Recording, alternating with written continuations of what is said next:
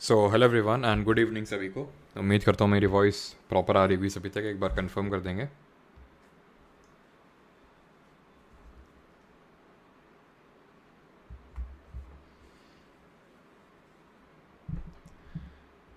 और yes, GD का answer की आ गया। आई थिंक 5:30 बजे आना था आज शाम को।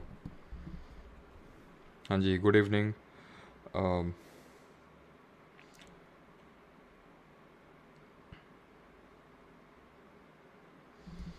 हाँ जी, गरिमा, सैंतिका, मृंडा, निधि।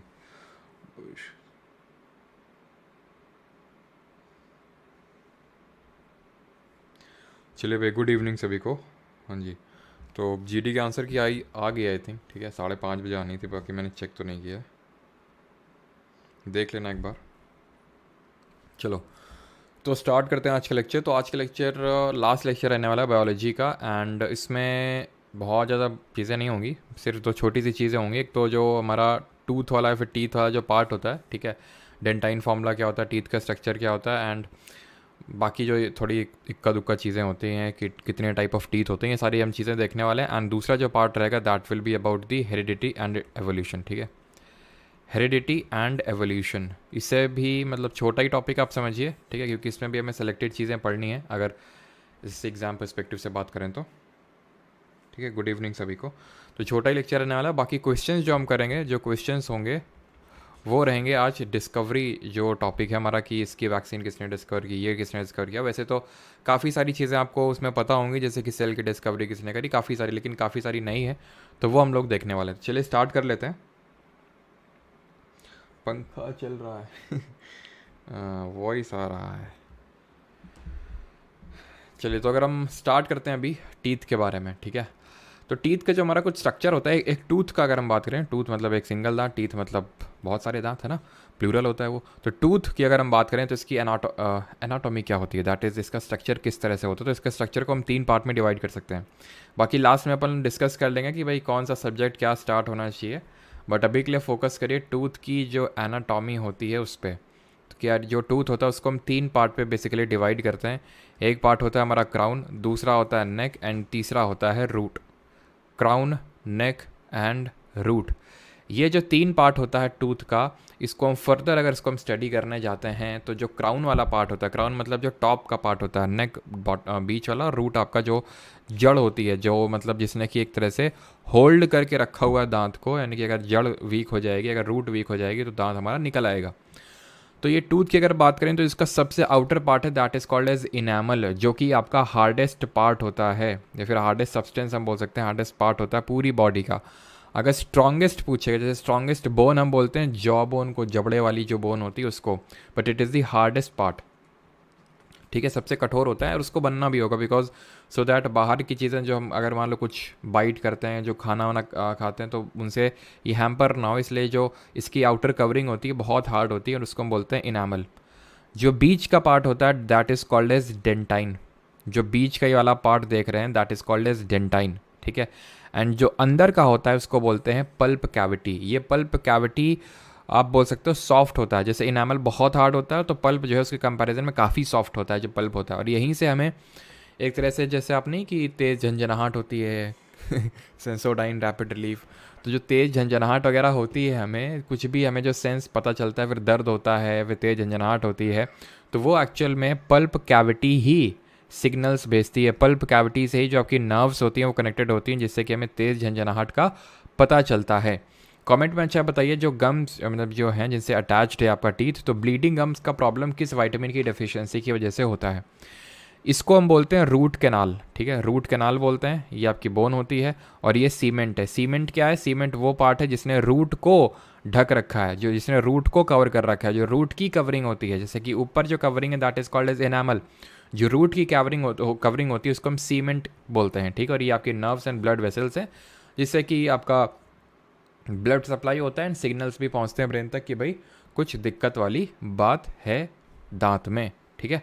तो इनेमल हमारा हार्डेस्ट सब्सटेंस होता है, हार्डेस्ट पार्ट होता है, ध्यान रखना। अंदर का पार्ट डेंटाइन होता है, देन पल्प कैविटी आती है, देन आपका रूट होता है, ठीक है। और रूट को आपको पता होना चाहिए कि जो रूट होता है यही आपका अटैच्ड है उसमें पूरा, ठीक है, जो कि सपोर्ट प्रोवाइड करता है। अगर रूट आपका वीक हो जाएगा तो दांत उखड़ आएगा। अब यहाँ पे आते हैं, थोड़ा सा दांतों का स्ट्रक्चर के बारे में पढ़ते हैं कि भाई एक अडल्ट में कितने नंबर ऑफ टीथ होते हैं और कौन कौन से डिफरेंट टाइप्स ऑफ टीथ होते हैं और उनका काम क्या होता है, एंड एक चाइल्ड में किस तरह से आपको टीथ देखने को मिलते हैं और उसमें कौन से टीथ मिसिंग होते हैं, ये सारी चीज़ें भी हम देखने वाले हैं। ऑलराइट, तो चलिए स्टार्ट करते हैं। सबसे पहले तो यहाँ पे जो आपको फ्रंट में जो टीथ देखने को मिलते हैं एकदम जो फ्रंट में होते हैं, जैसे 1 2 3 4, ऐसे ही आपको ऊपर है, ये ऊपर का जबड़ा है, जैसे नीचे का भी होगा आपका 1 2 3 4, ठीक है। तो यहाँ पे मैं दोनों में आपको नहीं दिखाने वाला हूँ, एक पेयर में हम इसमें एक सेट में देखेंगे, ऊपर वाले में देखेंगे, और आपको सिंपल उसमें डबल कर लेना है सेम चीज़ को, ठीक है, सेम डबल कर लेना आपको नीचे वाले में। तो 1 2 3 4, इनको हम बोलते हैं, जो चारों कलेक्टिवली हैं इनको हम बोलते हैं इंसिजर्स, ठीक है। ये चारों हैं, दो नहीं, चारों को बोलते हैं इंसिजर्स, ठीक है। अभी मैं हिंदी भी लिख दूंगा, तो इनको हम बोलते हैं इंसिजर्स। यहाँ पे जो आप देख पा रहे हैं ये वाला, ठीक है, ये वाला एंड ये वाला, इनको हम बोलते हैं कैनाइंस, ठीक है, कैनाइंस। सबके अलग अलग काम होते हैं, ठीक है। जैसे इंसिजर की अगर हम बात करें, तो इंसिजर का क्या काम होता है? इंसिजर का काम होता है बाइटिंग का। ऑब्वियस से बात है, जो हम हमारे शुरू के मतलब 4 दांत होते हैं, ऊपर वाले नीचे वाले, उससे हम क्या करते हैं, किसी चीज़ को बाइट करते हैं, है ना, तो बाइटिंग वाला होता है। काफ़ी लोग काफ़ी सारी चीज़ें बाइट करते हैं, है ना, समझने वाले समझ गए होंगे। खैर आगे बढ़ते हैं। ये कैनाइंस है हमारे, ठीक है, ये कैनाइंस है। कैनाइंस का यूज़ किसके लिए किया जाता है? कैनाइंस यूज़ किया जाते हैं टीयरिंग ऑफ फूड के लिए, ठीक है, टीयरिंग ऑफ फूड के लिए। जैसे कि फॉर एग्जांपल अगर हम बात करें, जैसे कि डॉग होते हैं, ठीक है, जैसे डॉग में क्या होता है, कैनाइंस आपको ज़्यादा शार्प मिलेंगे, थोड़े ज़्यादा बड़े मिलेंगे। क्यों? या फिर जितने भी हमारे आपके कार्निवोरस होते हैं, कार्निवोरस मतलब कि जो मीट ईटिंग आपके एनिमल्स होते हैं, जो नॉन वेजिटेरियन एक तरह से हम बोल सकते हैं, तो ऑब्वियस से बात है, उनको टीयर करना पड़ता है, फ्लैश को, जो मांस होता है उसको टीयर करना होगा, ठीक है। तो उनके जो कैनाइंस होते हैं वो थोड़े से बड़े होते हैं, थोड़े से शार्प होते हैं, सो दैट उसको जो मीट है, जो फ्लैश है, उसको टीयर कर सकें, ठीक है। तो हमारे सबसे पहले जो 4 हुए, 4 सेट 4 हैं, ठीक है, यहाँ पे मैं लिखता जाता हूँ नहीं तो, ठीक है, टू कैलकुलेट कि भाई कितने क्या हैं। तो इंसिजर्स की अगर हम बात करें तो टोटल हमें 4 देखने को मिले ऊपर, ऐसे नीचे भी होंगे, यानी कि टोटल 8 हो गए। ऐसे सिमिलरली आपको कैनाइंस देखने को मिलेंगे। कैनाइंस कितने थे? कैनाइंस 2 थे, तो 2 ऊपर तो 2 नीचे भी होंगे, यानी कि टोटल 4 हो जाएंगे आपके।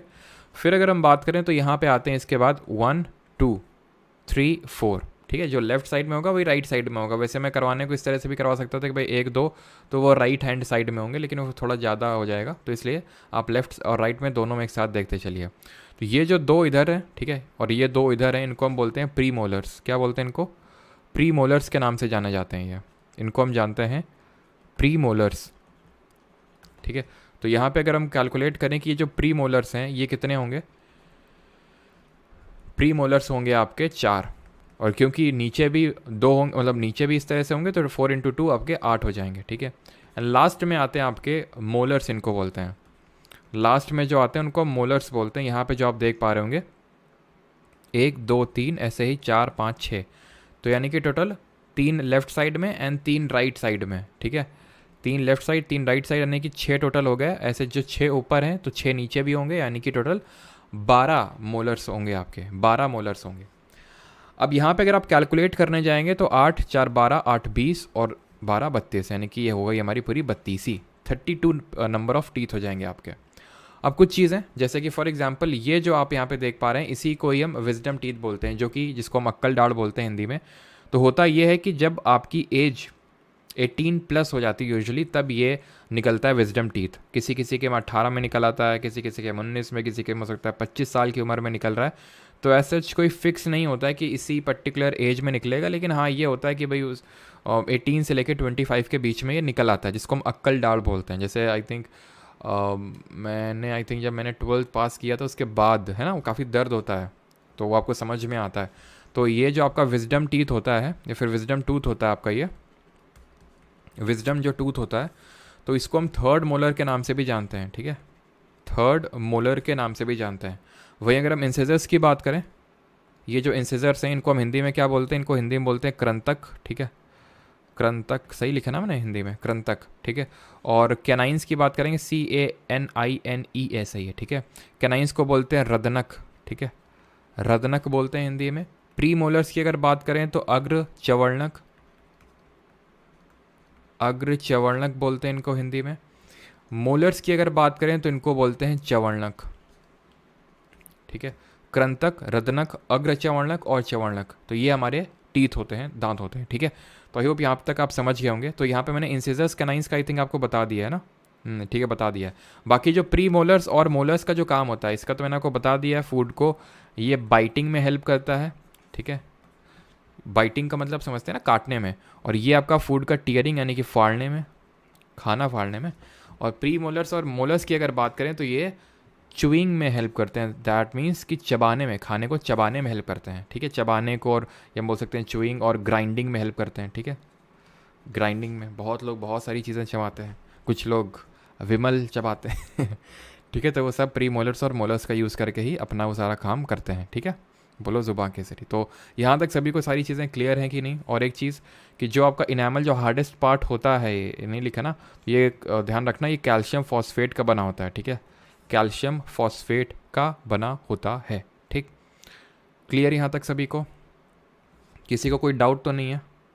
फिर हम डेंटाइन, जो आपका डेंटाइन फार्मूला होता है उसको बनाएं। यूपी पुलिस के लिए जीएस स्ट्रैटेजी और क्लास लाओ प्लीज़ गुरुजी, हिंदी में क्लास लेना गुरुजी। अजय सरोज।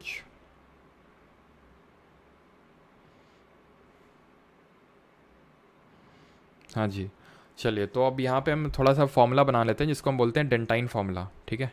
डेंटाइन फार्मूला बनाने से पहले ये तो जो मैंने आपको बताया ना, ये अडल्ट में था। ये अडल्ट्स में मतलब जो बड़े हो चुके हैं कि भाई इंसिजर्स सारे आ चुके हैं, कैनाइंस आ चुके हैं, प्री मोलर्स आ चुके हैं, जो मोलर्स आ चुके हैं। लेकिन जो चाइल्ड होते हैं, जो बच्चे होते हैं, तो उनमें अगर हम बात करें तो सब कुछ सेम होगा बट कुछ मिसिंग होगा। क्या मिसिंग होगा? उनके में ये प्री मोलर्स जो होते हैं ये मिसिंग होते हैं इन चाइल्ड, ध्यान रखना।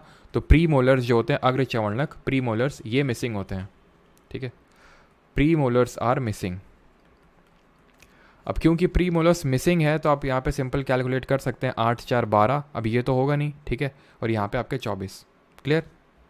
और अब यहाँ पे हम डेंटाइन फार्मूला थोड़ा सा बना लेते हैं। डेंटाइन फार्मूला का मतलब होता है डेंटाइन फार्मूला, ये हमें बताता है कि कितने क्या टीथ हैं। जैसे फॉर एग्जांपल आपको डेंटाइन फार्मूला लिखने के लिए कुछ नहीं करना है, रटने की भी ज़रूरत नहीं। जैसे आप नीचे वाले पे फोकस करिए, जो नीचे वाला जॉ है ना उस पर फोकस करिए।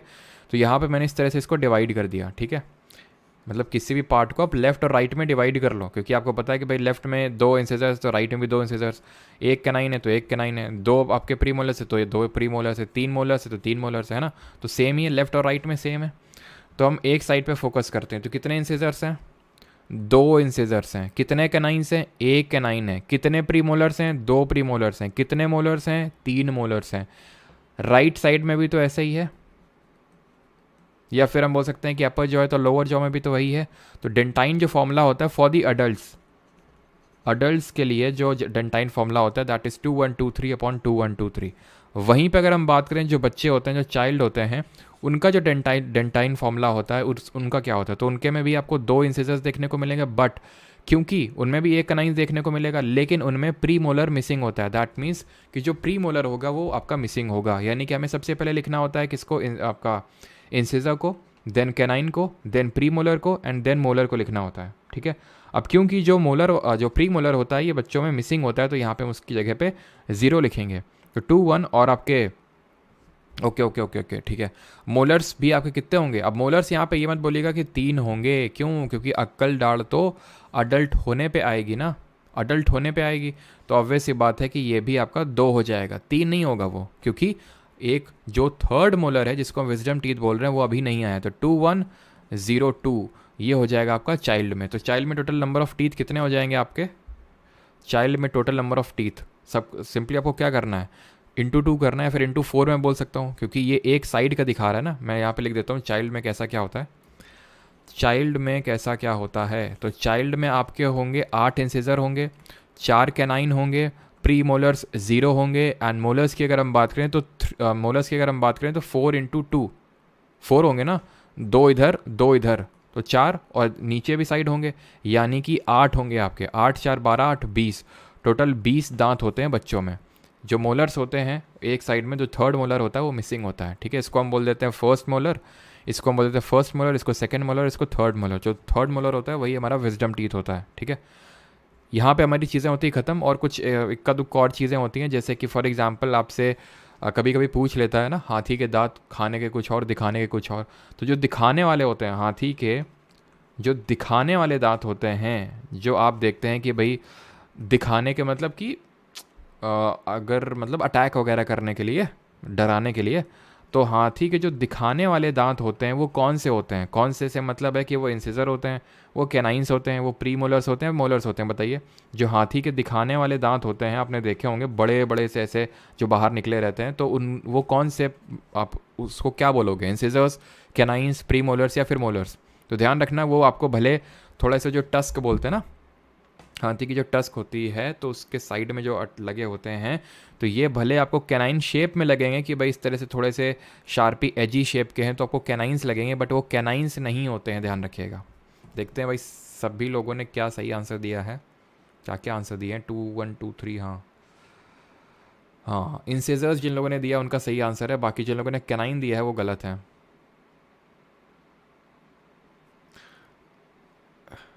आयुष मिश्रा, लव बाइट लेने की उम्र में डेंटल अरेंजमेंट पढ़ा रहे हैं। अब जितना जल्दी पढ़ लोगे उतनी जल्दी मिल जाएगी बाइट, और अगर नहीं ढंग से पढ़ोगे तो फिर डेंटल अरेंजमेंट ही पढ़ते रह जाओगे।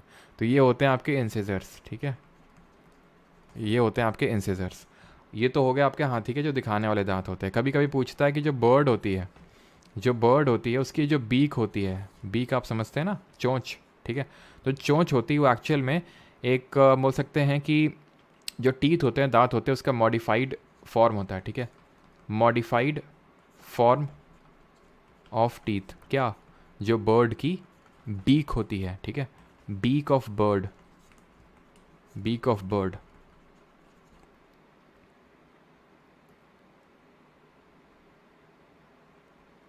ठीक है, हाँ चलो भाई, अगर क्लियर है सारी चीज़ें तो आगे बढ़ते हैं। ये कौन है, पहचानो भाई इनको, कोई पहचान पाएगा इनको, ये कौन है?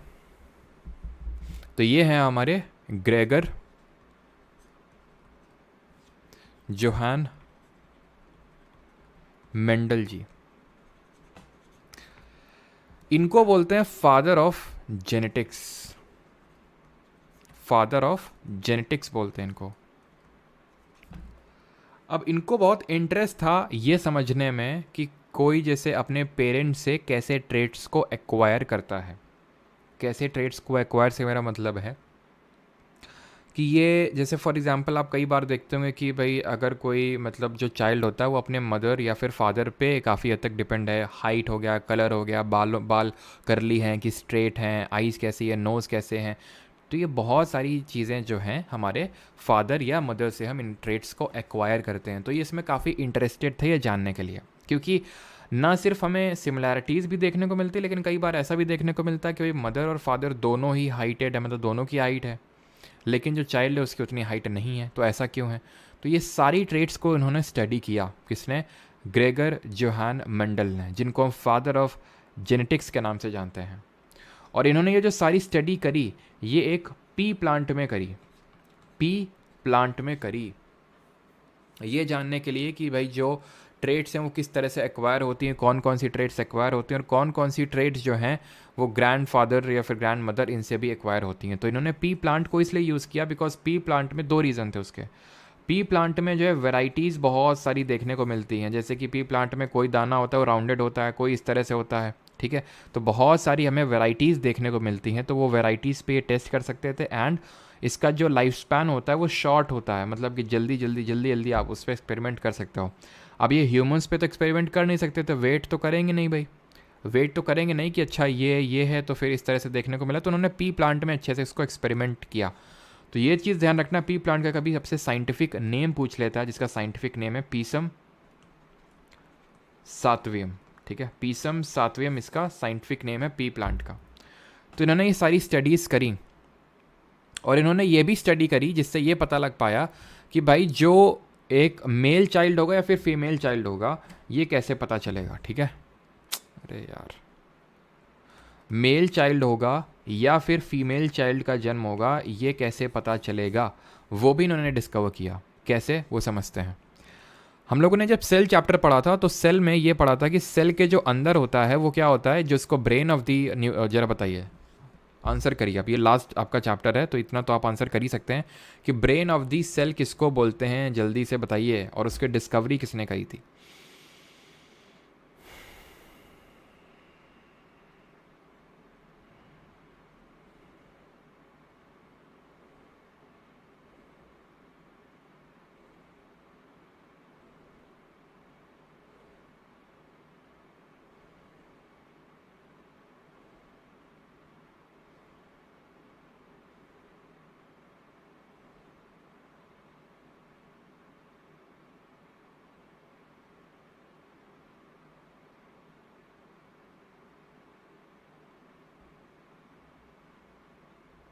चलिए, तो brain of the nucleus, brain of the cell किसको बोलते हैं, न्यूक्लियस को बोलते हैं, जिसकी डिस्कवरी किसने करी थी, रॉबर्ट ब्राउन ने करी थी। अब इस न्यूक्लियस के अंदर हमने पढ़ा था कि क्या होता है, क्रोमैटिन मटीरियल होता है, क्रोमैटिन मटीरियल होता है जो थ्रेड लाइक स्ट्रक्चर होता है, ठीक है। ये जो क्रोमैटिन मटीरियल है, जो थ्रेड लाइक स्ट्रक्चर है, जब सेल डिवीजन होता है तो सेल डिवीजन के टाइम पे ये एंटैंगल हो जाता है थ्रेड लाइक स्ट्रक्चर, और ये बन जाता है आपका क्रोमोजोम्स। ये किसका रूप ले लेते हैं, क्रोमोजोम्स का रूप ले लेते हैं, जो आपके क्रोमैटिन मटीरियल है जब सेल डिवीजन होता है। अब ये जो क्रोमोजोम्स हैं, टोटल कितने पेयर्स होते हैं, तो हमने देखा था टोटल 23 पेयर्स होते हैं, 46 क्रोमोजोम्स होते हैं, तो अगर पेयर्स में अगर हम देखें तो 23 पेयर्स ऑफ क्रोमोजोम्स यहाँ पे निकल के आएंगे। अब ये जो 23 पेयर्स ऑफ क्रोमोजोम हैं, इनको हम 22 और 1 में डिवाइड कर सकते हैं।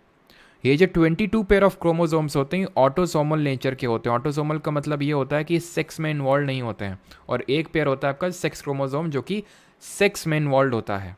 और ये जो सेक्स क्रोमोजोम है ये XX भी हो सकता है एंड XY भी हो सकता है। अगर हम बात करें जो मेल होते हैं, मेल, ठीक है, मेल में ये होता है XY, और जो फीमेल होती हैं उनमें ये pair of x chromosome pair of chromosome होता है XX, ठीक है। अब जब मेल और फीमेल के बीच में जब सेक्स होगा तो क्या होगा, एक क्रोमोजोम दोनों से उठ के आएगा, एक मेल से और एक फीमेल से। अब मुझे बताइए फीमेल से कौन सा क्रोमोजोम आएगा, तो अभी आपको पता चलेगा कि भाई बेटा होगा या बेटी होगी, यानी मेल बच्चा होगा फिर फीमेल बच्चा होगा। ये किससे कैसे डिटरमाइन होता है वो हम यहाँ पे अभी पढ़ रहे हैं, ठीक है। तो फीमेल से अगर हम बात करें तो फीमेल से सिर्फ X क्रोमोजोम ही आ सकता है। मेल से अगर हम बात करें तो मेल से या तो X आ सकता है या तो Y आ सकता है, या तो X या तो Y। अगर X आ गया मान लो तो बधाई हो, बिट्टी हुई है ठीक है, तो ये फीमेल, क्लियर। और यहाँ पे अगर हम दूसरा सिनेरियो कंसिडर करें तो अगेन फीमेल से तो सिर्फ X ही आ सकता है ना, और मान लेते हैं इस केस में मेल से Y आ गया, ठीक है, यानी कि XY बन गया, तो बधाई हो, क्या हुआ है, बउआ हुआ है तो ये आपका मेल होगा, ठीक है। तो male pair of chromosome XY होता है, फीमेल XX होता है। तो क्या आप एक चीज़ को नोटिस कर पाए कि जो सेक्स डिटर्मिनेशन है कि मेल होगा या फिर फीमेल होगा, ये किस पे डिपेंड कर रहा है, वो एक्चुअल में मेल पे डिपेंड कर रहा है, क्योंकि फीमेल तो सिर्फ X क्रोमोजोम ही देगी ना, चाहे कुछ भी हो जाए। X आएगा तो बेटी हो जाए, बेटी हो जाएगी, Y आएगा तो बेटा हो जाएगा, है ना। तो जो लोग बोलते हैं ना, जो लोग अभी भी कई सारे हैं जगह जहाँ पे खासकर गांव वगैरह में, तो कि भाई कोसते हैं कि भाई तुमने मतलब है ना लड़की को जन्म क्यों दिया, तो एक्चुअल में ताऊ जी को बता देना कि ये जो है आपकी वजह से हुआ है। लेकिन खैर वैसे तो जो टैबू है वो नहीं होना चाहिए, है ना, गर्ल और बॉय का। अब है भी नहीं, काफ़ी जगह पे कुछ कुछ जगहों में है नो डाउट, लेकिन अब काफ़ी हद तक ये चीज़ें ख़त्म हो रही हैं, क्योंकि पहले फीमेल्स को उतनी अपॉर्चुनिटीज़ नहीं मिलती थी, लेकिन अभी साथ साथ जब अपॉर्चुनिटीज़ मिल रही हैं तो ऑब्वियस सी बात है उनका भी पोटेंशियल जो है ये समझ में आ रहा है धीरे धीरे बहुत लोगों को कि मेल से कुछ ऐसा कम नहीं है, कई हद तक में ज़्यादा ही है। और यहाँ तक कि फ़ीमेल बोलते हैं ना कि अगर आप एक मेल को पढ़ाओगे तो सिर्फ आप उसी को पढ़ा रहे हो, अगर आप एक फ़ीमेल को पढ़ाओगे तो एक्चुअल में आप दो घरों को पढ़ा रहे हो। कैसे, जैसे फॉर एग्जांपल आप जैसे आप लड़की हैं, ठीक है, कोई लड़की है तो वो अभी मान लो एजुकेटेड है, तो अभी जिस घर में वो जिसका बोल सकते हैं मायका है, ठीक है, तो फिर जहाँ पे शादी होगी जो उसका ससुराल होगा तो वहाँ पे भी तो उसका इफेक्ट देखने को मिलेगा। तो जब आप एक फ़ीमेल को पढ़ाते हो तो एक्चुअल में आप दो घरों को पढ़ा रहे हो और काफ़ी सारी जनरेशन्स को पढ़ा रहे हो। मेल को पढ़ा रहे हो तो वो तो वहीं का वहीं रहेगा ना, ठीक है। तो इस वजह से फीमेल एजुकेशन तो और ज़्यादा इंपॉर्टेंट है कि नहीं। तो जो मेल होगा फीमेल होगा वो किस पे डिटरमाइन हो रहा है, इस पे। अब मुझे पता है कुछ लोगों का हो सकता है इसमें डाउट है कि सर ट्रांसजेंडर जो होते हैं तो वो किस तरह से क्या होता है। तो वो जब there is a chromosomal abnormality जब होती है, जब ये क्रोमोजोम में कुछ अबनॉर्मेलिटी आ जाती है तो उस केस में हमें देखने को मिलते हैं ट्रांसजेंडर्स, ठीक है। Chromosomal abnormality. और एक चीज़ और है, दैट इज़ की एबनॉर्मेलिटी है ना, कि टैबू यार नहीं होना चाहिए इनको भी लेके, ठीक है। जो ट्रांसजेंडर पीपल होते हैं इनको लेके नहीं होना चाहिए। इसलिए देखो किसी चीज़ को भी लेके टैबू होता है ना, अरे ये वो, ठीक है, जो मतलब करते हैं, चाहे वो गर्ल्स को लेके हो चाहे ट्रांसजेंडर पीपल को लेके, तो वो टैबू इसलिए नहीं होना चाहिए कि यार उनकी गलती थोड़ी ना उसमें, खुद ही सोचो, ठीक है। अगर मान लो कि किसी ने कोई क्राइम किया, बिल्कुल उसका टैबू होना चाहिए, है ना। कि अगर मान लो कि किसी ने कुछ चोरी की है, डकैती की है, मर्डर किया, तो उनका बिल्कुल टैबू होना चाहिए, ठीक है। जैसे कि अभी ये यूपी में है ना, आपको पता है कि लाइन से 1 बाई 1 ये सब ख़त्म हो रहा है, जो माफिया टाइप है। तो बिल्कुल उस चीज़ की खुशी होनी चाहिए, इसमें कोई डाउट वाली बात नहीं है, कोई दो राय नहीं है, ठीक है। क्योंकि उन्होंने क्राइम किया है, उन्होंने जो दूसरों के साथ किया है। लेकिन इस केस में आप सोचिए, ठीक है, कि मतलब इसको बोलते हैं एम्पैथी, ठीक है, कि आप दूसरों के भी बारे में थोड़ा सोच पाते हैं, that is called as empathy. तो थोड़ा सा ये टैबू जो है हमारी सोसाइटी में गलत है, ठीक है। मैं ये नहीं बोल रहा हूँ इंडियन सोसाइटी में ज़्यादातर है तो ये नहीं होना चाहिए, है कि नहीं। जो ट्रांसजेंडर पीपल है उनकी ऐसा कोई गलती नहीं, ऐसे फीमेल्स के साथ भी टैबू होता है कई जगहों में, तो ये काफ़ी गलत बात है, ठीक। तो यहाँ पे हमारी चीज़ें ये होती हैं ख़त्म। और किसी को इसमें कोई डाउट कुछ समझने में?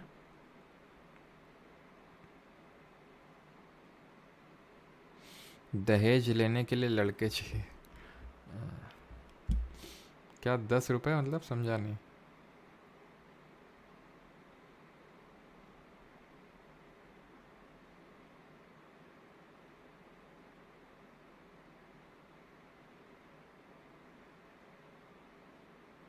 ट्रांसजेंडर में क्रोमोसोम क्या होता है? ट्रांसजेंडर में क्रोमोसोम आपको बिल्कुल ऐसे ही देखने को मिलेगा, ऐसा नहीं कि मतलब कुछ अलग देखने को मिलेगा, ऐसे ही देखने को मिलेगा। लेकिन कुछ ना कुछ एबनॉर्मेलिटी हो जाती है जिसकी वजह से कुछ जीन्स जो होते हैं वो मिसिंग हो जाते हैं। बिकॉज आपको पता है कि क्रोमोसोम का फंक्शनल यूनिट क्या होता है। क्रोमोसोम के अंदर आपको डीएनए देखने को मिलता है, डीएनए का जो फंक्शनल यूनिट होता है वो जीन होता है, ठीक है। तो वो थोड़े से मिसिंग हो जाते हैं जिसकी वजह से आपको ट्रांसजेंडर्स देखने को मिलते हैं, ठीक है। अगर आपको याद आ रहा हो तो मैंने आपको कुछ डिसऑर्डर बताए थे। एक तो मैंने आपको मेंडेलियन डिसऑर्डर्स बताए थे जब डिजीज़ वाला चैप्टर पढ़ा रहा था, और एक मैंने बताया था कि टर्नर सिंड्रोम और डाउन सिंड्रोम। याद आ रहा है आपको? टर्नर्स और डाउन सिंड्रोम। अब ये जो टर्नर सिंड्रोम होता है, जो डाउन सिंड्रोम होता है, ठीक है, तो ये क्या होते हैं? तो ये भी मैंने आपको एक्सप्लेन किया था कि अगर एक क्रोमोसोम अगर आपका एक्स्ट्रा आ जाए या फिर एक क्रोमोसोम मिसिंग हो जाए तो उस केस में आपके टर्नर्स और डाउन सिंड्रोम निकल के आते हैं। जैसे हम टर्नर सिंड्रोम की अगर बात करें तो इसमें जो एक्स क्रोमोसोम होता है ये एक मिसिंग होता है, ठीक है। तब आपको देखने को मिलता है टर्नर सिंड्रोम, और ये देखने को मिलता है फीमेल्स में, ठीक। और यहाँ पे अगर बात करें, ये आपको देखने को मिलता है मेल्स में, और इसमें एक एक्स क्रोमोसोम एक्स्ट्रा होता है, एक्स क्रोमोसोम एक्स्ट्रा होता है डाउन सिंड्रोम में। दैट मीन्स कि इस केस में क्योंकि फीमेल्स में होता है, फीमेल्स का पेयर होता है एक्स एक्स, तो इस केस में एक्स उनका देखने को मिलेगा, और यहाँ पे एक्स वाई होता है उनका, तो डबल एक्स वाई हो जाएगा किसका? डाउन सिंड्रोम में। And these both are not Mendelian disorders, ये नहीं होते। मेंडेलियन डिसऑर्डर्स वो होते हैं जैसे थैलेसीमिया, सिकल सेल अनीमिया, ठीक है। तो ये आपका जो आपका वो क्या बोलते हैं उसको, कलर ब्लाइंडनेस, तो ये सारे आपके होते हैं मेंडेलियन डिसऑर्डर जिसमें जीन में कोई डिफेक्ट है। क्रोमोसोम अगर मिसिंग है, एक्स्ट्रा है, तो वो आपके मेंडेलियन डिसऑर्डर्स नहीं होते, जैसे कि टर्नर और डाउन सिंड्रोम में होता है हमारा। अभी आते हैं ये होमोलॉगस और एनालॉगस ऑर्गन्स, ये सारे क्या होते हैं। सिंपल सा टॉपिक है, कोई ज़्यादा कॉम्प्लेक्स टॉपिक नहीं है, आराम से समझ में आएगा। देखो, होमोलॉगस को बोलते हैं, इसको हिंदी में मतलब होता है सजातीय अंग, और इसको बोलते हैं क्या, एनालॉगस को क्या बोलेंगे? अनुरूप अंग। इसको बोलेंगे सजातीय अंग और इसको बोलेंगे अनुरूप अंग। अब ये होते क्या हैं? तो होमोलॉगस ऑर्गन्स वो होते हैं, यहाँ पे मैं पहले डेफिनेशन लिखता हूँ तब आपको समझ में आएगा अच्छे से। होमोलॉगस ऑर्गन्स वो होते हैं विच लुक सिमिलर दिखते सेम है, दिखते सिमिलर है, मतलब सेम तो एकदम सेम तो नहीं होगा, सेम का मतलब है एकदम सेम हो गया, सिमिलर का मतलब है थोड़े बहुत अलाइक दिखते हैं। तो look similar but function different होते हैं, काम इनका अलग अलग होता है, अलग अलग होता है, ठीक है, फंक्शन डिफरेंट होता है। ये होते हैं होमोलॉगस ऑर्गन्स। वहीं अगर बात करें दूसरी ओर एनालॉगस ऑर्गन्स को, एनालॉगस जो होते हैं ये लुक डिफरेंट, उल्टा उल्टा कर दो, ठीक है, look different but function similar, ठीक है, फंक्शन सिमिलर होगा इनका। जैसे अगर हम बात करें जो होमोलॉगस ऑर्गन्स हैं, तो यहाँ पे मैं एग्जांपल कोट कर सकता हूँ, ह्यूमन का जो पंजा होता है, यानी कि हाथ होता है, बोल दो डॉग का जो हाथ होता है, बर्ड का जो हाथ होता है, वेल का जो हाथ होता है, ये सारे अगर आप ध्यान से देखें तो सिमिलर तरह के हमें दिख रहे हैं थोड़ा सा। अगर देखिए हमारा ह्यूमंस का भी तो कुछ ऐसा ही होता है, डॉग का भी कुछ ऐसा होता है, बर्ड का भी कुछ ऐसा होता है, लेकिन इनके फंक्शन डिफरेंट होते हैं, काम। जैसे ह्यूमन का जो पंजा होता है वो डिफरेंट काम के लिए यूज़ होता है ना। किस काम के लिए आप यूज़ करते हैं ज़रा बताइए अपना पंजा है। तो काफ़ी लोग अपना जो पेन है वो पकड़ने के लिए यूज़ करते होंगे इसको, है ना। हाँ तो और काफ़ी लोग उस मतलब पेन से लिखते होंगे, ठीक है, और बाकी जैसे कि खाना खाते होंगे, बहुत सारे काम होते हैं, ठीक है। लेकिन डॉग क्या करते हैं, डॉग इसे चलते हैं, बर्ड उड़ती हैं, वेल तैरती हैं। तो काम अलग अलग है लेकिन दिख सेम रहे हैं, ठीक है। एनालॉगस ऑर्गन्स की अगर बात करें तो जो अगर ध्यान से देखें आप, तो जो बैट का विंग है जो ये पंख है, और जो बटरफ्लाई का विंग है, ये अलग अलग दिख रहे हैं, सेम तरह से नहीं दिख रहे हैं। ऐसे ही आप चिड़िया के ले लीजिए, ठीक है, चिड़िया के ले लीजिए, तो अगर हम यहाँ पे देखेंगे कि दोनों, अगर हम चिड़िया के अगर ले लें, चिड़िया का भी ले लें, तो अलग अलग दिखेंगे आपको, लेकिन इनका काम तो सेम है ना। बैट चमगादड़ भी उसका यूज़ उड़ने के लिए करता है, बटरफ्लाई भी उड़ने के लिए करती है, बर्ड भी उड़ने के लिए करती है। तो यहाँ पे एनालॉगस में अलग अलग दिखते हैं बट काम सेम होता है, ये चीज़ आपको पता होनी चाहिए, ठीक है। आने जो बिल्कुल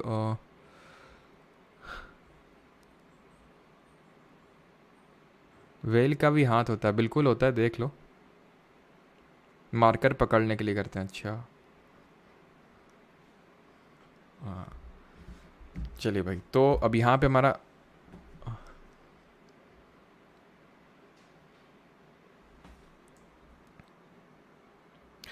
मेंडल्स लॉ एक्सप्लेन कर दो, तीनों कौन से तीनों यहाँ पे मैंने बताए हैं। और एक चीज़ और, ये जो आपकी इसमें प्रोजेनीज भी होती हैं different, F1 progeny, F2 progeny, कब टॉल होगा कब शॉर्ट होगा, वो एसएससी में इससे रिलेटेड क्वेश्चन नहीं आते हैं, ठीक है। तो इसलिए यहाँ पे मैंने कवर नहीं किया है। बाकी इसको मैं बैच में अलग से कवर कर दूंगा, क्योंकि काफ़ी सारे स्टूडेंट हैं जो रेलवे वाले हैं, ठीक है। तो मैं बैच में अलग से इस चीज़ को, छोटा सा टॉपिक नहीं होगा तो रिकॉर्ड करके इसमें ऐड या फिर अलग से मैं डाल दूंगा उसमें, ठीक है। लेकिन एसएससी में इसके नीड नहीं होता है, मैं आपको बता दूं, बिकॉज क्वेश्चंस नहीं पूछे गए इस पर। जो आपकी F1 प्रोजेनी, F2 प्रोजेनी होता है, तो पढ़ो उतना ही जितना नीड होती है, ठीक है। बाकी आपको PhD नहीं करनी यहाँ पे, एग्ज़ाम क्लियर करना और आगे बढ़ना है, ठीक है। अभी क्वेश्चंस करते हैं। पापा की परी भी यूज़ करती उड़ने के लिए, अच्छा। सर मार्कर पकड़ते हैं, हाँ मार्कर पकड़ते रहो ठीक से, है ना, बस ध्यान रहे कि मार्कर से स्याही ना निकलनी चाहिए ज़्यादा। Dash are commonly known as comb jellies, तो कॉम जेलीज किसको बोलते हैं आमतौर पर, कंघी जेली, कंघी जेली। चलो भाई बताओ जल्दी से। तो प्लाटी एलमिंथिस, ऑर्थोपोडा, स्टीनोफोरा या फिर मोलस्का।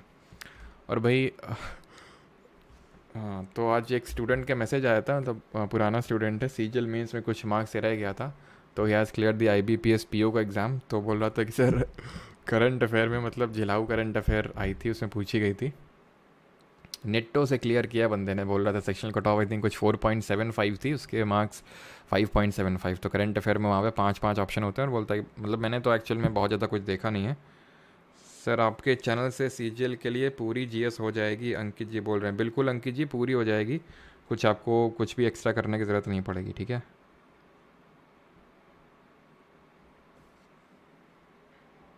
हाँ जी, मतलब उसका सही आंसर नहीं होगा, टीनोफोरा होगा, ठीक है, टीनोफोरा, ऑर्थोपोडा नहीं होगा भैया। नेफल्टर सिंड्रोम, ये सारे सिंड्रोम डिजीज़ वाले हम चैप्टर में देख चुके हैं।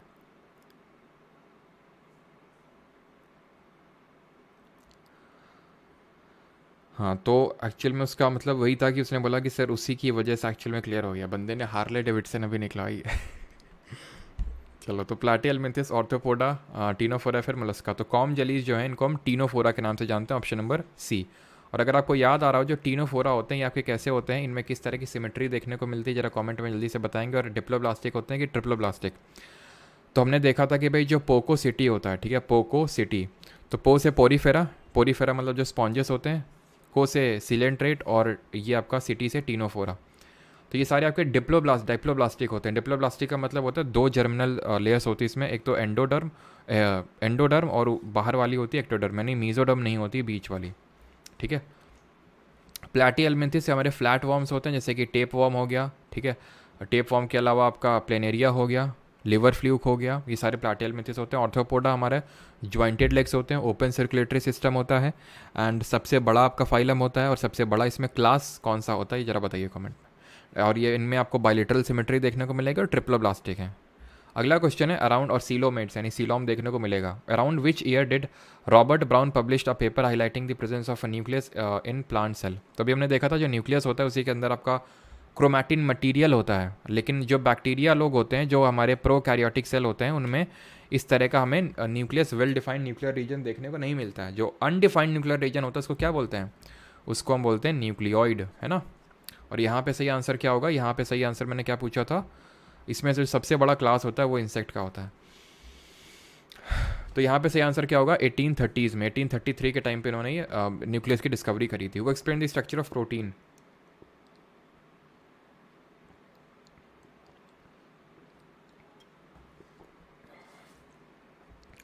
प्रोटीन की संरचना को समझाया किसने था, M L Fisher, Pauling and Corey, Johnson and Christie, या फिर आर एफ रोज। तो प्रोटीन के स्ट्रक्चर को एक्सप्लेन किया था पॉलिंग एंड कोरे ने। ऑप्शन नंबर बी यहाँ पे सही आंसर होगा, ठीक है, पॉलिंग एंड कोरे। 1873 हु पब्लिश्ड। और एक चीज़ यहाँ पे आपने नोटिस किया होगा, मैंने 15 से उठाया क्वेश्चंस को, जो शुरू के जो 14 क्वेश्चंस हैं वो साइंटिफिक नेम्स पे बेस्ड क्वेश्चंस हैं। क्विज आपकी लगी जाती है उस पर एप्लीकेशन पे, तो वहाँ पे आप अटैम्प्ट कर लीजिएगा उसको, क्योंकि उसमें ऐसा एक्सप्लेन करने का कुछ नहीं है, बस उसको एक बार अटैम्प्ट कर लीजिएगा, ठीक है। 1873 में who published the first photograph of nerve tissue stained with the black reaction technique, describing a whole nerve cell को पूरा डिस्कवर किया था, ब्लॉबेल, गोल्गी, हार्वे, या फिर पॉल क्या नाम है ये, Paul एरलिच।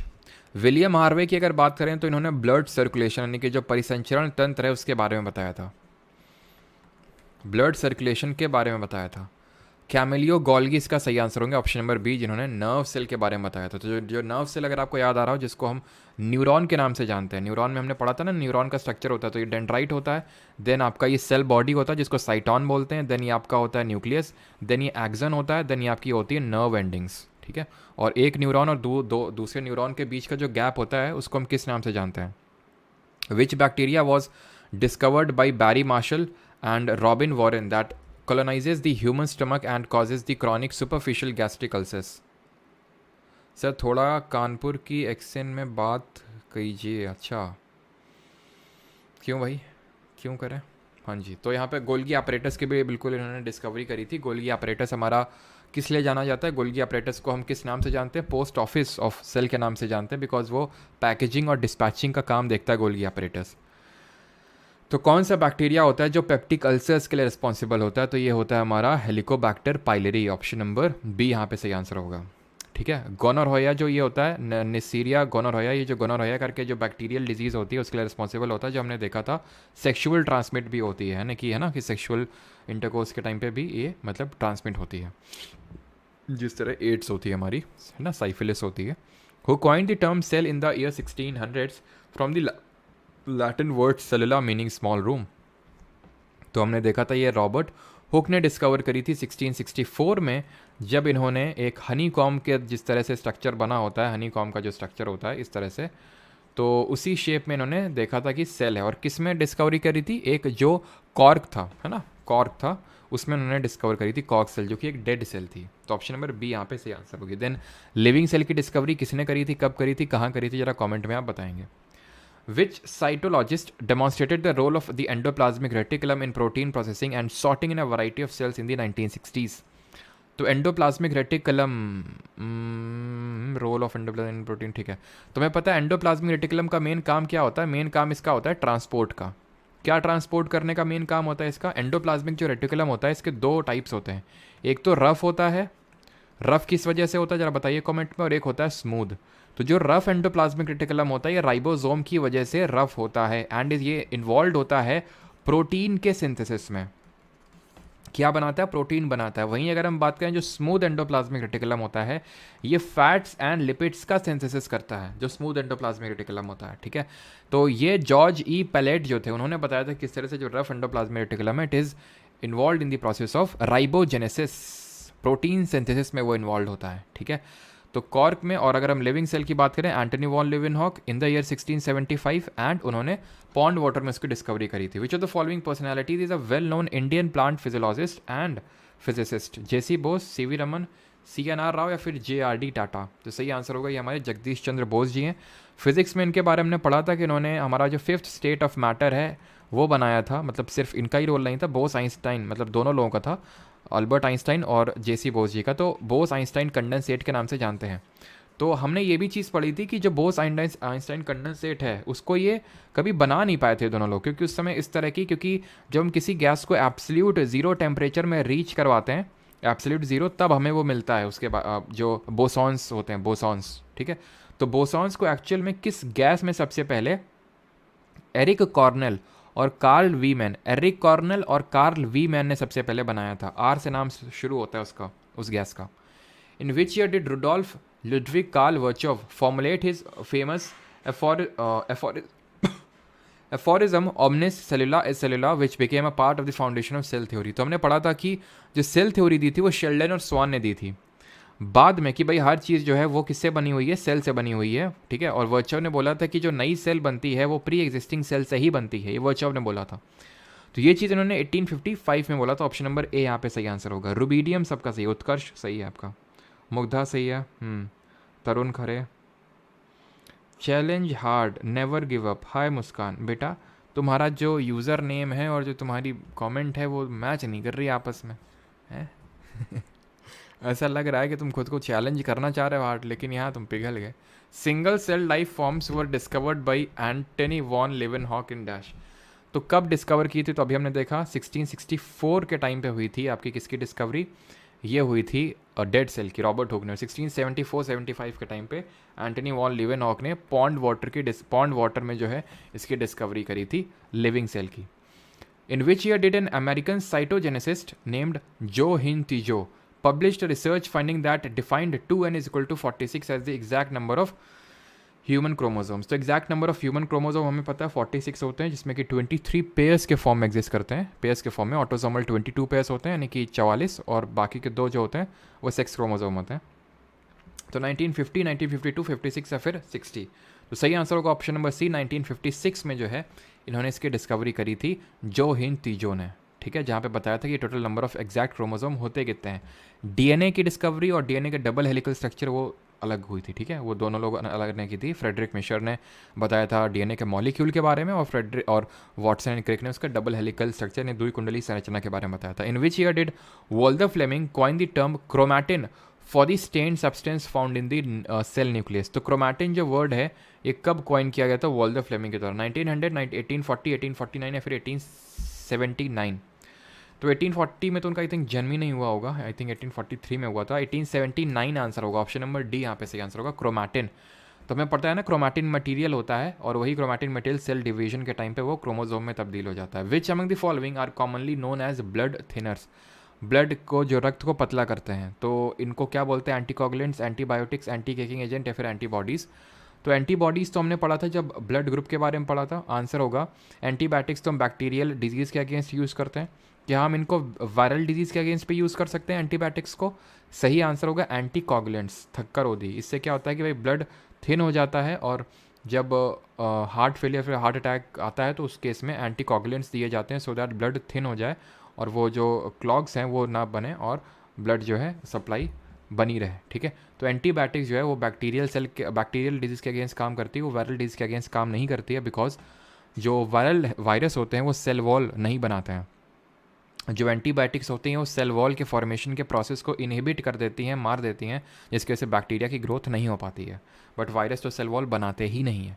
Which of the following was the first B vitamin discovered in the 1897? तो कल हम लोगों ने माइक्रो न्यूट्रिएंट्स के बारे में पढ़ा था, तो वहाँ पे ये चीज़ हमने देखी थी कि जो बी विटामिन होता है, कोई भी विटामिन है, वो ए हो, बी हो, सी हो, डी हो, वो किस ऑर्डर में, मतलब जिस ऑर्डर में वो डिस्कवर हुई है उसी ऑर्डर में उनको अल्फ़ाबेटिकल हम नाम रखते गए। तो बी विटामिन में ज़रा बताइए टोटल कितने कॉम्प्लेक्सेस होते हैं? तो हमारे कितने कॉम्प्लेक्स होते हैं? 12 नहीं 8 होते हैं, ठीक है।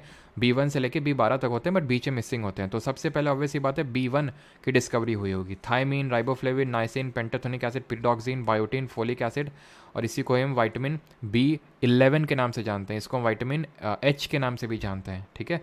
और B12 का होता है साइनोकोबालामिन। तो अब क्या आंसर होगा? थायमीन होगा, ऑप्शन नंबर डी। सबसे पहला CGL Tier 2 में ये क्वेश्चन पूछा गया। अगला है who explain the structure and reproductive system of algae in 1935 में किसने एल्गे के रिप्रोडक्टिव स्ट्रक्चर को एक्सप्लेन किया? तो अच्छा, आप कमेंट में ये बताइए, जो एल्गे होता है, जैसे कि हमारा एक ग्रीन एल्गे होता है स्पाइरोगैरा, ठीक है, स्पाइरोगैरा, इसमें कौन सा mode of A sexual reproduction होता है? अयंगर, फ्रिट्ज, हेनरी या फिर लाइनस? तो सही आंसर इसका फ्रिट्ज। फ्रिट्ज ने जो है रिप्रोडक्टिव सिस्टम ऑफ एल्गे के बारे में बताया था। तो जो हमारा जो स्पाइरोगैरा होता है, जो एक तरह का ग्रीन एल्गे होता है, इसमें हमने देखा था फ्रैगमेंटेशन होता है, फ्रैगमेंटेशन होता है इसमें।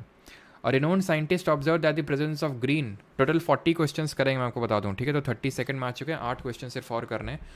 तो एक प्रसिद्ध वैज्ञानिक ने देखा कि हरे फफूंद की उपस्थिति बैक्टीरिया के विकास को रोकती है। हरे फफूंद की उपस्थिति, वैज्ञानिक कौन है और इस अवलोकन से कौन सी खोज जुड़ी हुई है? MTS के लिए कुछ करवा दो, बिल्कुल करवाएंगे। फ्रैगमेंटेशन सबका सही है। तो ये एक्चुअल में डिस्कवर किया था एडवर्ड जेनर ने, नहीं, अलेक्जेंडर फ्लेमिंग ने। एडवर्ड जेनर तो हमने देखा था कि जो स्मॉल पॉक्स की जो वैक्सीन है वो इन्होंने डिस्कवर करी थी, एडवर्ड जेनर ने। और हमने ये पढ़ा था कि जो पेनिसिलिन है ये सबसे पहली एंटीबायोटिक बनी थी, जिसको अलेक्जेंडर फ्लेमिंग ने डिस्कवर किया था। और ये भी मैंने आपको बताया था, ये एक तरह का फफूंद है, एक तरह का फंगस है। मैंने बताया था ना, फंगस को हम यूज़ करते हैं, जैसे कि जो मशरूम होता है उसको हम खाते हैं, it is a kind of fungus. जो पेनिसिलिन है उसको हम उससे एंटीबायोटिक्स बनाते हैं। क्यों? क्योंकि ये चीज़ अलेक्जेंडर फ्लेमिंग ने डिस्कवर करी कि किस तरह से जो फंगस है जब बनता है तो ये ग्रोथ ऑफ बैक्टीरिया को रोक देता है, बिकॉज ये सेल वॉल को नहीं बनने देता है। तो वही तो होता है हमारा एंटीबायोटिक्स, सबसे पहली antibiotic. Which ecologist research provided revolutionary new insights into how energy and nutrients move through the ecosystem? Tansley, एकल, हैकल, एल्टन और या फिर लिंडमैन। तो ये हम लोग इकोसिस्टम जब एनवायरनमेंट एंड इकोलॉजी पढ़ेंगे तो वहाँ पे इस चीज़ को देखेंगे कि इस चीज़ को बताया था किसने, ठीक है, थ्रू द इकोसिस्टम, यानी इकोलॉजिकल पिरामिड के बारे में पूछ रहा है। तो ऑप्शन नंबर सी यहाँ पे सही आंसर होगा। चार्ल्स एल्टन ने बताया था। इन्होंने इकोसिस्टम टर्म दिया था, इन्होंने इकोलॉजी टर्म दिया था, और इन्होंने इकोलॉजिकल पिरामिड के बारे में बताया था। वो सारी चीज़ें हम एनवायरनमेंट एंड इकोसिस्टम में पढ़ेंगे। Who shared the Nobel Prize in Physiology or Medicine 2005 with the George Barry J. Marshall for the discovery of the Helicobacter pylori bacterium? तो हेलिकोबैक्टर पाइलोरी क्या होता है? अभी हमने देखा था जो पेप्टिक अल्सर्स के लिए रिस्पॉन्सिबल होता है। एक्ने के लिए कौन सा रिस्पॉन्सिबल होता है? एक्ने के लिए कौन सा हमारा बैक्टीरिया रिस्पॉन्सिबल होता है? तो कौन थे ये थे हमारे रॉबर्ट वॉरेन। तो रॉबर्ट वॉरेन और मार्शल, वॉरेन और मार्शल को जो है दोनों को नोबेल प्राइज़ मिला था for discovering this bacteria which is responsible for peptic ulcers, जो छाले हो जाते हैं पेट के अंदर, है ना, स्मॉल इंटेस्टाइन में। एक्ने के लिए होता है आपका स्टेफिलोकोकस बैक्टीरिया, स्टेफिलोकोकस बैक्टीरिया, ठीक है, कोकस बैक्टीरिया। 35th क्वेश्चन है, इन 1857 who was the first to experimentally demonstrate that the yeast responsible for making alcohol from sugar and contaminating microorganism found in normal air cold sour fermentation? Alexander Fleming, Louis Pasteur, Fanny Hesse या फिर Martinez William बेजरनिक? किसने बताया था इस तरह से सारी चीज़ें होती हैं? तो ये लुइस पास्चर जी ने बताया था। ऑप्शन नंबर बी यहाँ पे सही आंसर होगा, पास्चराइजेशन, ठीक है।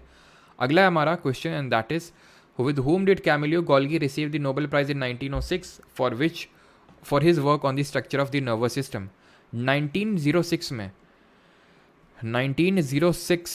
में इसमें एक और ऐड कर लीजिए तो 1907 हो जाएगा। हिस्टोरिकली ये ईयर किस लिए इंपॉर्टेंट है ज़रा बताइए। 1907 है ये हिस्टोरिकली किस वजह से इंपॉर्टेंट है? तो अगर हम बात करें कैमिलियो गोल्गी को किसके साथ नोबेल प्राइज़ मिला था? लीना एलेटी, सिजारो लैम्ब्रोसो, एटोरो माशिफा या फिर सैंटियागो रामेल काजल? तो काजल जी के साथ जो है कैमिलियो गोल्गी, कैमिलियो एंड काजल, इन दोनों लोगों को नोबेल प्राइज़ मिला था for the structure on the nervous system. तो अभी हमने देखा था जो नर्व सेल होती है उसके बारे में गोल्गी जी ने ही बताया था, जिन्होंने गोल्गी ऑपरेटर्स की भी डिस्कवरी करी थी। 1907 में सभी लोगों ने सही आंसर लिखा है। सूरत स्प्लिट हुआ था आपका, मॉडरेट्स और एक्सट्रीमिस्ट टूट गए थे, यानी कि जो कांग्रेस है उससे एक्सट्रीमिस्ट को बाहर निकाल दिया गया था, गरम दल को। एंड देन ये रीयूनियन कब हुआ था? Antony van Leeuwenhoek was known for his discovery in the late 17th century. किसके डिस्कवरी के लिए जाने जाते हैं? तो इन्होंने लिविंग सेल की तो डिस्कवरी करी ही, साथ साथ जो एंटनी वॉन लीवेनहॉक है, इन्होंने अपना एक खुद का माइक्रोस्कोप, बहुत ही अर्ली माइक्रोस्कोप इन्होंने डेवलप किया था, और उस पर्टिकुलर माइक्रोस्कोप से इन्होंने बैक्टीरिया एंड प्रोटोजोआ को ऑब्जर्व भी किया था। इसीलिए इनको ध्यान रखना फादर ऑफ माइक्रोबायोलॉजी के नाम से भी जानते हैं, ठीक है। फादर ऑफ माइक्रोबायोलॉजी यानी कि सूक्ष्म जीव विज्ञान के पिता के नाम से जाना जाते हैं। और मॉडरेट और एक्सट्रीमिस्ट का रीयूनियन हुआ था इन द ईयर 1916, जो कि लखनऊ में हुआ था कांग्रेस का सेशन। इसको प्रिसाइड किया था रासबिहारी घोष ने, ना कि बोस ने, और इसको प्रिसाइड किया था अंबिका चरण मजूमदार ने। और यहाँ पे एक पैक्ट भी साइन हुआ था किन दो पार्टीज के बीच में, जरा बताइए। इन 1838 who published an article discussing the structure and origin of plant cells. तो किसने एक आर्टिकल पब्लिश किया था जिसमें कि डिस्कस किया था about the structure and origin of the plant cell? पादप कोशिका में Robert Brown, Rudolf Virchow, Schleiden या फिर कोलिकर। तो ये डिस्कस किया था किसने? शेल्डन ने। ऑप्शन नंबर सी यहाँ पे सही आंसर होगा, जिन्होंने की सेल थ्योरी दी थी आपकी, ठीक है। तो ऑप्शन नंबर सी यहाँ पे सही आंसर होगा।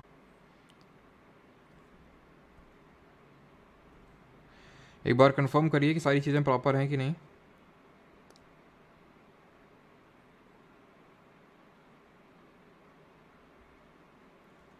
एक बार कंफर्म करिए सारी चीज़ें प्रॉपर हैं कि नहीं।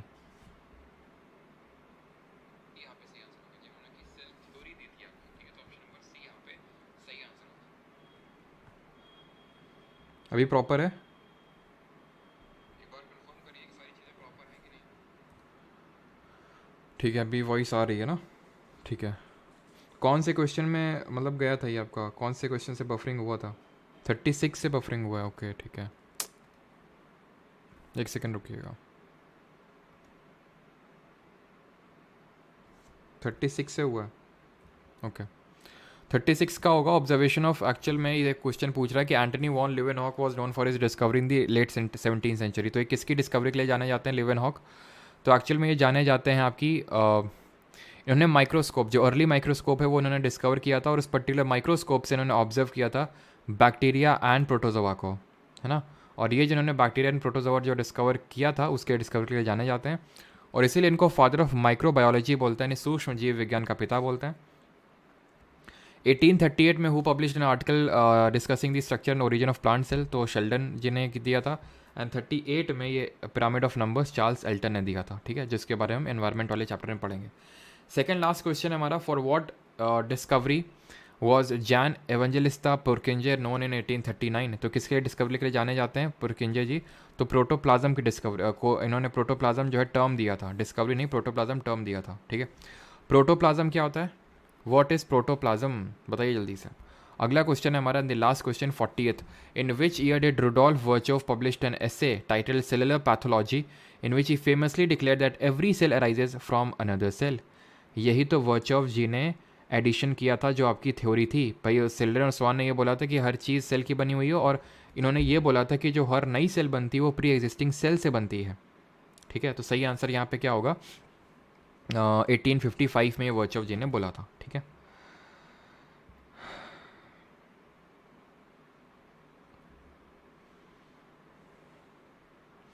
तो अब जितने भी आगे के क्वेश्चंस हैं आपके यहाँ से लेके 54 तक, ये आप करेंगे, ठीक है, ये आपका होमवर्क है।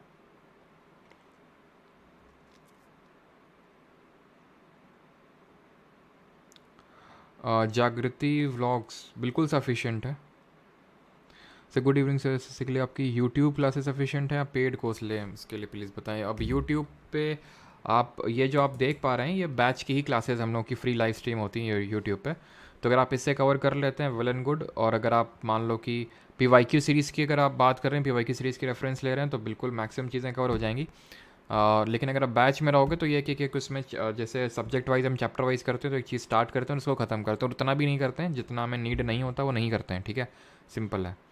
तो ये है कि उससे आपकी कोई चीज़ छूटेगी नहीं। अगर आप वो कर लेते हो देन PYQ सीरीज़ कर लेते हो तो आप ऑल सेट टू गो हो, और उसके बाद फिर आप एक तरह से 100% श्योर हो सकते हो कि अगर आपसे क्वेश्चन नहीं बन रहा है तो फिर वैसे तो PYQ सीरीज़ में मैं आपको ये चीज़ बोलता भी हूँ, और PYQ सीरीज़ में कोशिश करता हूँ कि सारी चीज़ें कवर कर लूँ, मैं कोशिश करता हूँ सारी चीज़ें कवर कर लूँ, लेकिन इक्का दुक्का चीज़ तो छूट जाती ही होंगी। इंटेंशनली तो मैं नहीं छोड़ता हूँ, सारी चीज़ें कवर कर लेता हूँ।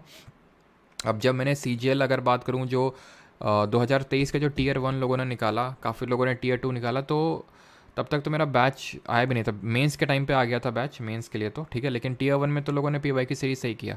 तो वो आपके ऊपर डिपेंड करता है, अगर आप कॉन्फिडेंट हैं कि नहीं है, वो थोड़ी सी चीज़ें डिपेंड करती हैं।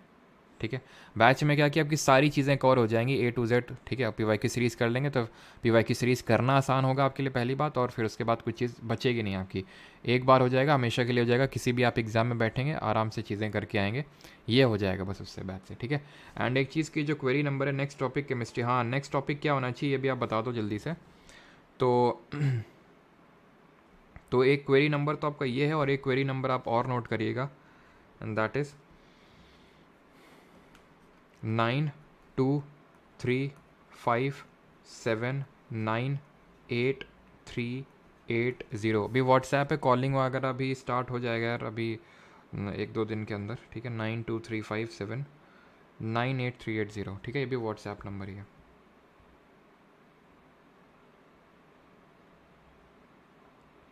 केमिस्ट्री स्टार्ट करें, स्टैटिक जीके। ओके, हाँ, दो ही हमारे टॉपिक्स बचे हैं, एक तो केमिस्ट्री बचा है और एक स्टैटिक जीके बचा है, दो ही हमारे बचे हैं, है ना। Sir Allahabad high court R O के लिए जीएसपी करवा दीजिए। अब देखो, अलग अलग नहीं होता है जीके, ठीक है, कॉमन ही होता है सारा कुछ। अगर हम बात करें, कुछ ही इक्का दुक्का चीज़ें अलग होती हैं, तो अगर आप एक बार ढंग से कर लेते हो तो फिर हर एग्ज़ाम के लिए आपको अलग अलग से पूछने की ज़रूरत नहीं पड़ेगी कि ये इसके लिए कर लें, उसके लिए कर लें।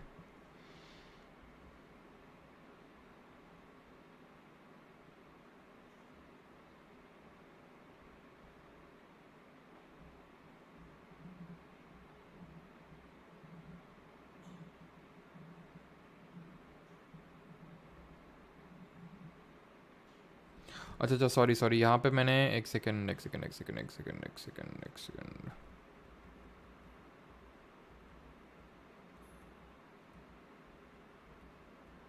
वो कौन सा क्वेश्चन था जिसमें वो बोस वाला मैंने बताया था, बोसॉन्स के बारे में, ये रहा। ठीक है, हाँ जी, तो यार सॉरी पार्डन फॉर दैट। तो जेसी बोस, बिल्कुल जगदीश चंद्र बोस आपके अलग है। ये जो आपके बोस थे, ठीक है, दैट वाज सत्येंद्र नाथ बोस। ठीक है, ये आपके सत्येंद्र नाथ बोस थे, ये जगदीश चंद्र बोस आपके अलग थे। तो ऑप्शन नंबर ए सही आंसर होगा, आंसर तो वही होगा आपका। लेकिन ये ध्यान रखना, जो बोसॉन्स वाले थे हमारे, वो सत्येंद्र नाथ बोस होंगे। ठीक है, स्टैटिक जी के। ठीक है, ऐसा करते हैं या तो कि कल आपका थर्सडे है, ठीक है, क्योंकि यार IB ACI और टीयर 2 के भी काफ़ी सारे स्टूडेंट हैं, तो मैं सोच रहा हूँ कि कल यार उसी का ही थोड़ा सा मैं क्लास ले लूँ, IB ACI टीयर 2 का, क्योंकि काफ़ी सारे स्टूडेंट हैं। तो या तो ऐसा कर लेते हैं, कल IB का क्लास रख लेते हैं, ठीक है, थर्सडे को। आपको एक दिन का ब्रेक मिल जाएगा, एंड फ्राइडे को, हाँ, फ्राइडे सैटरडे संडे, संडे को तो CPO वाली क्लास है मॉर्निंग में 9 AM पे, पूरा पॉलिटी हम लोग करने वाले हैं। एंड फ्राइडे को ना, फ्राइडे और सैटरडे है, ठीक है, तो देखते हैं। फ्राइडे को तो मतलब क्लास होगी होगी, सैटरडे को देख लेते हैं। बाकी फ्राइडे को ऐसा करेंगे, स्टैटिक जीके का एक टॉपिक रख लेंगे, जैसे कि कोई भी हम रख लेंगे, जैसे फॉर एग्जांपल क्लासिकल डांस कर लेंगे या फिर फोक डांस कर लेंगे, कोई भी एक टॉपिक कर लेंगे, ठीक है, स्टैटिक जीके का। एंड देन मंडे से स्टार्ट कर लेंगे केमिस्ट्री। कैसा रहेगा? हम्म? कैसा रहेगा? या तो अगर सैटरडे को भी अगर क्लास हो पाई तो सैटरडे को मॉर्निंग में क्लास रख लेंगे, जैसा भी ठीक लगेगा, या फिर इवनिंग में रख लेंगे, और स्टैटिक जीके का एक और टॉपिक कर लेंगे, है ना, सही रहेगा ना। देखते हैं जैसा होता है। तो फ्राइडे को तो एक स्टैटिक जीके का टॉपिक हम फिनिश कर लेंगे, सेंसस हम कर चुके हैं, एक स्टैटिक जीके का टॉपिक, और एक और कर लेंगे जैसे कि क्लासिकल डांस हो गया। देन केमिस्ट्री फिनिश करने के बाद 2 हफ्ते चलेगी केमिस्ट्री आपकी। दैट मीन्स कि 7 8 8 7 15 7 22 22 8 ख़त्म हो जाएगा यार आपका लास्ट अप्रैल तक, है ना। स्टैटिक जीके जीके ई एनवायरनमेंट होगा, बंगाली बॉय एनवायरनमेंट होगा आपका, एनवायरनमेंट एंड इकोलॉजी भी होगा, ठीक है, वो बैच में हम लोग अलग से करेंगे, ठीक है। तो वो एनवायरनमेंट एंड इकोलॉजी भी होगा आपका। एक बार मैं एक सेकंड रुकना, मैं बताता हूँ कि स्टैटिक में कितने आपके टॉपिक्स रहेंगे टोटल।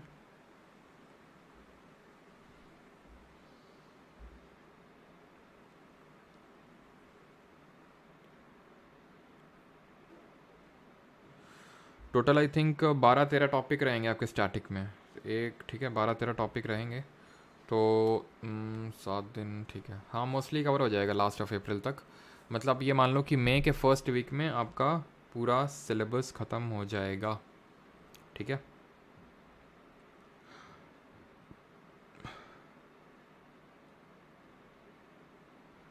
सर महारत्न भी करवा दीजिए, मतलब महारत्न करवा दीजिए, समझा नहीं। उसकी बात कर रहे हो क्या आप, मिनी रत्न, नवरत्न और महारत्न?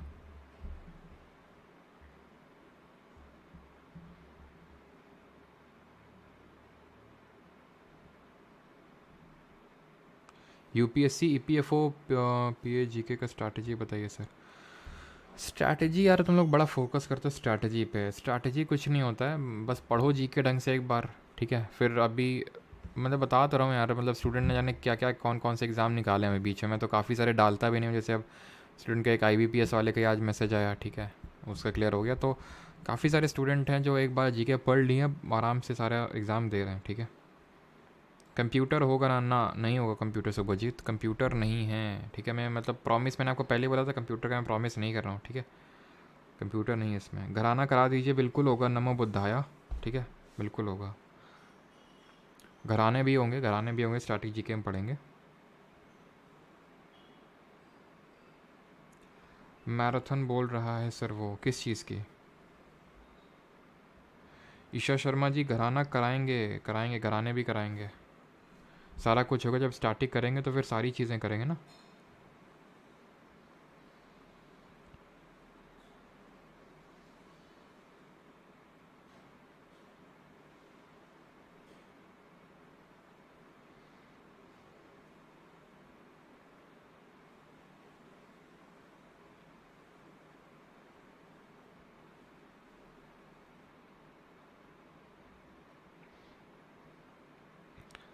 नहीं भाई, गूगल में 2120 दिखा रहा है अभिषेक सर जी, अभिषेक सर। प्री मोलर्स नहीं होते हैं बच्चों में, मोलर तो होते हैं, मोलर जो एकदम आखिरी वाले होते हैं वो होते हैं, ठीक है। मोलर, प्री मोलर मिसिंग होते हैं, तो वो गलत होगा फिर।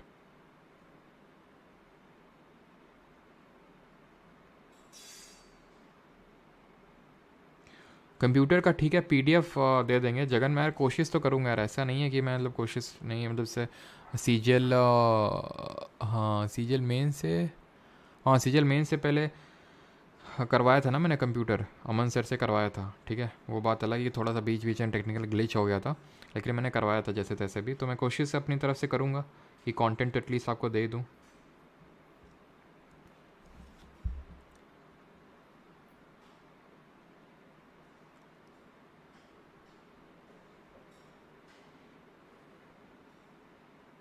वैम्पायर टीथ, वैम्पायर ये जो कैनाइंस होते हैं भाई, वो वैम्पायर कहलाते हैं। वो जो नुकीले से साइड में जो कैनाइंस होते हैं ना, उनको वैम्पायर बोलते हैं, ठीक है।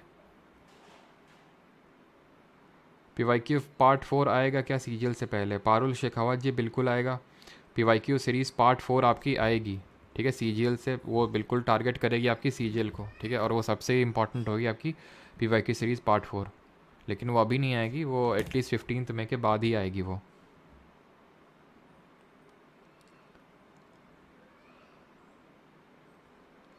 सर हार्मोन का क्वेश्चन नहीं हुआ तनीषा, हार्मोन का हम लोग कर तो चुके हैं, हार्मोन्स के हार्मोन हम कर तो चुके हैं ना चैप्टर।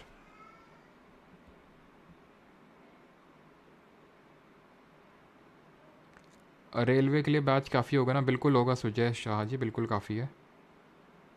ऐप में अपडेट कैसे करें? क्या अपडेट करना है? या फिर ऐप को अपडेट? मेडिवल हिस्ट्री हो गई बिल्कुल, मैथ्स मास्टर सब कुछ हो गया, सिर्फ केमिस्ट्री और स्ट्रैटेजी के को छोड़ के।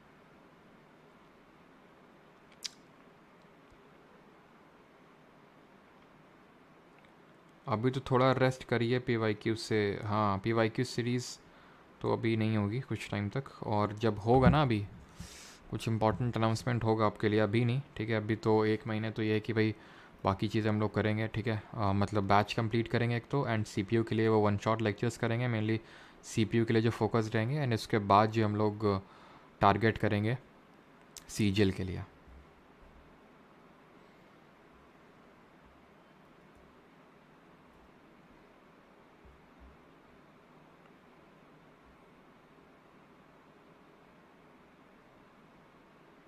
पीवाईक्यू 4 कब शुरू करेंगे, और बिना पीवाईक्यू 1 2 3 से कर लें सर? बिल्कुल ऐसा कोई मतलब डायरेक्ट कोरिलेशन नहीं है कि आप पीवाईक्यू सीरीज़ पार्ट 1 2 3 नहीं करोगे तो आपको फोर्थ वाला समझ नहीं आएगा, ठीक है। कोई ऐसा लिंकेज नहीं है, कोई भी आपको एक करना है। एंड अगर आप सीजीएल के स्टूडेंट हो तो देन पार्ट 4 आप करोगे, ठीक है। अभी आप बैच को कंप्लीट करो अच्छे से, रिवीजन करो उसको। अगर आप बैच के स्टूडेंट हो देन आप पार्ट 4 को करेंगे। सर कोलकाता आओ कभी, क्यों नहीं, बिल्कुल तुम्हें कानपुर बुलाएंगे सीधे, चिंता मत करो।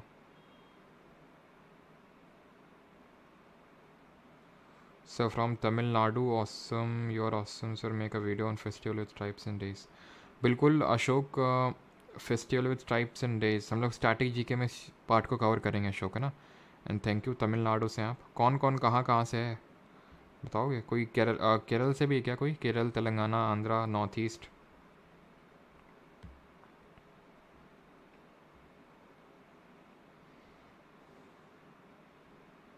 थ्री पॉइंट ओ भी आएगा क्या सर? किस चीज़ का? अच्छा बैच, बता नहीं सकता यार, बहुत कम चांसेस हैं बैच का, तो मैं आपको बता दूं काफ़ी कम चांसेस हैं कि अब कोई नया बैच आएगा, ठीक है।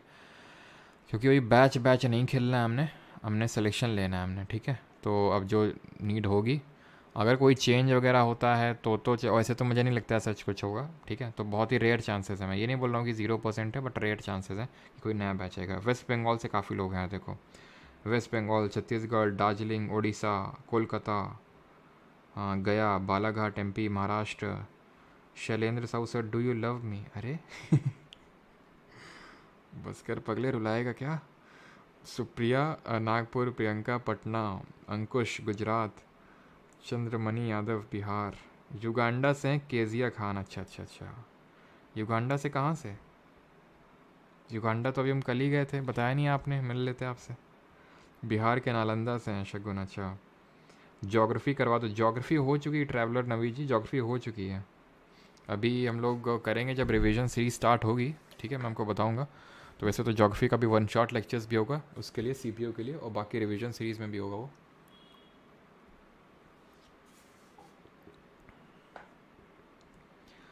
छत्तीसगढ़, कर्नाटक, हरियाणा, झारखंड, पंजाब, रांची, मतलब पूरी डाइवर्सिटी। अंडमान से हैं शैलेन साहू, अच्छा।